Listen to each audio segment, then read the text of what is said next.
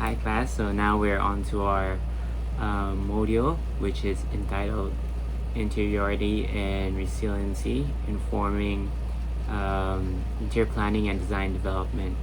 So when we talk about interiority, it simply means the quality of the interior, or it can be the space or the interior environment.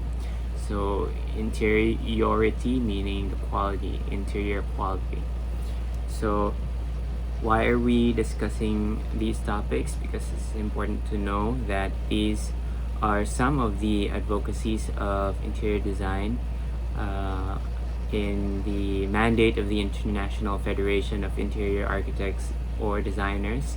Health and well-being is such a huge factor in interior design because we seek to foster research and teaching on the multiple aspects of health and well-being in the built environment, and with the goal of understanding also the determining factors of health and well-being and the role that design advocacy plays in shaping the quality of the lives of people.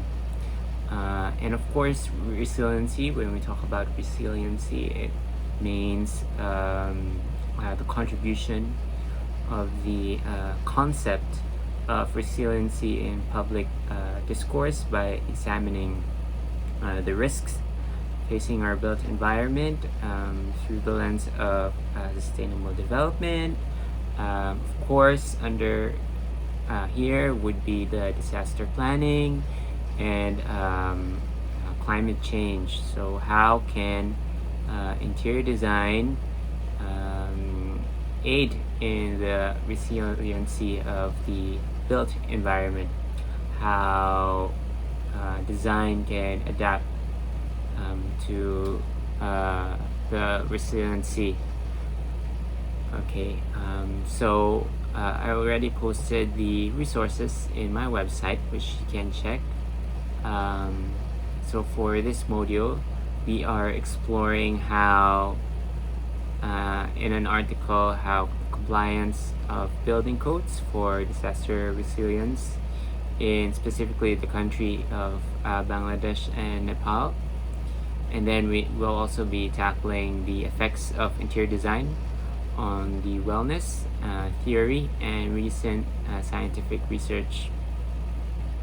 In another article, which is quite interesting because it's all about interior design for resiliency, combating natural disasters. So these are very relevant topics, especially that here in the Philippines, usually there are a lot of typhoons, especially during the wet season.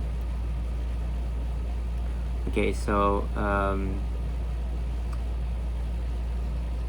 I'd just like to read an excerpt from the article because this one is quite interesting.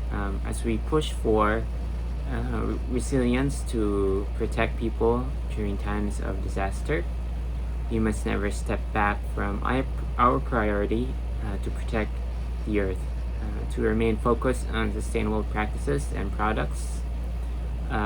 Designers continue to partner with green building organizations, also to educate members on the programs and principles of sustainable design. And because, as we all know, that somehow sustainable design and resiliency is interconnected, and to remain committed to the Architecture 2030 challenge, that hopefully by 2030 everything would be carbon neutral. So that is the aim of this article. And through sustainable new building and renovation. In addition, we advocate for the 2030 challenge for products to specify interior finishes and furnishings for new buildings, developments, and renovations that meet a maximum carbon equivalent footprint of 30% below the product category average. So These are quite interesting topics when we talk about interiority and resiliency. So for this topic, you can choose either you can focus on interiority, or when we talk about interiority, it is also synonymous with the health and well-being, the interior quality. And you can also choose to focus on resiliency. It can be against climate change, disaster planning. So it's up to you which topic to explore further. So for this module, I would like you to explore these topics thoroughly, and just to remind you to format it in APA style. So please follow it strictly as possible, okay? So observe justification of both sides, double spacing, and of course do not forget to submit your work on Turnitin. And make sure that your similarity index is 15%, okay? So if you have any questions, please let me know, okay? Goodbye.